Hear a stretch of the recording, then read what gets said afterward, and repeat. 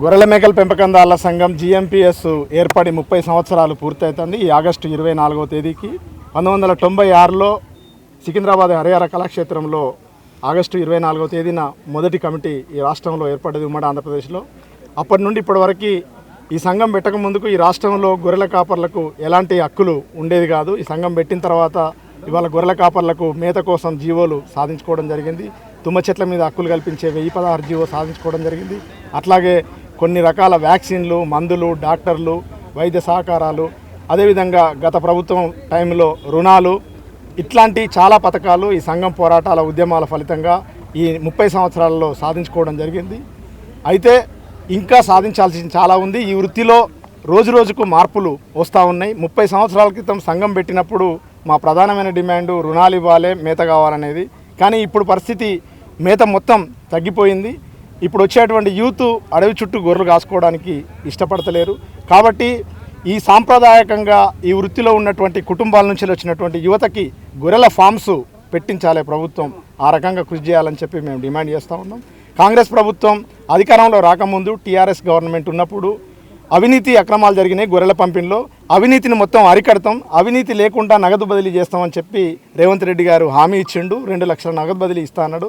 కానీ 2.5 సంవత్సరాలు అవుతుంది, కనీసం ఈ శాఖ మీద ఇప్పటికీ రివ్యూ కూడా చేయనటువంటి దుస్థితి ఉంది.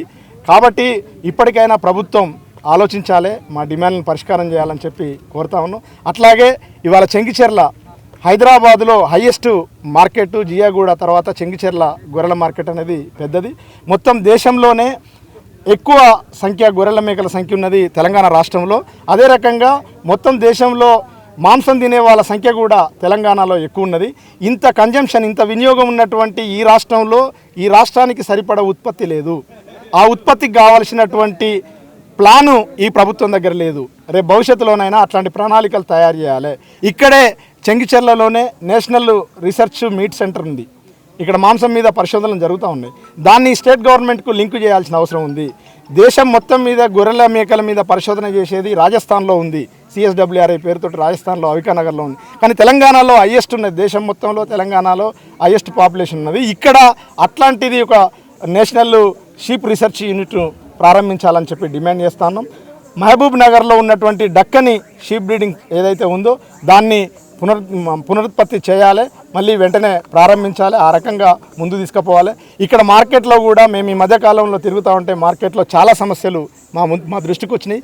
కనీస రోడ్లు కూడా లేనటువంటి పరిస్థితి చెంగిచెర్ల మార్కెట్లో ఉంది. కాబట్టి భవిష్యత్తులో ఈ మార్కెట్లో ఉన్నటువంటి సమస్యల మీద కూడా ఈ సంఘం ఆధ్వర్యంలో ఉద్యమాలు, పోరాటాలు చేస్తాం.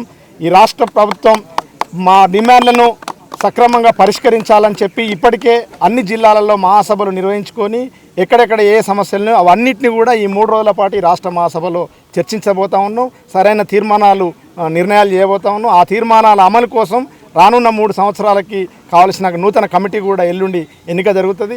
ఆ కమిటీ నాయకత్వంలో మళ్ళీ 3 సంవత్సరాలు ఈ ప్రభుత్వానికి మేము చేసిన తీర్మానాలని అమలు కోసం ఉద్యమాలు, పోరాటాలు, ప్రణాళిక రూపొందించుకోవడం జరుగుతుంది. ఆ రకంగా ఈ మహాసభల్ని, ఈ 30 సంవత్సరాల వార్షికోత్సవాలని, ఈ వార్షికోత్సవాల సందర్భంగా ఈ గొల్ల కుర్మలలో గొర్రెల పెంపకందారులకు వృత్తికి అనుబంధంగా ఉన్నటువంటి కళారూపాలు ఒక 6-7 రకాల కళారూపాలు ఉన్నాయి.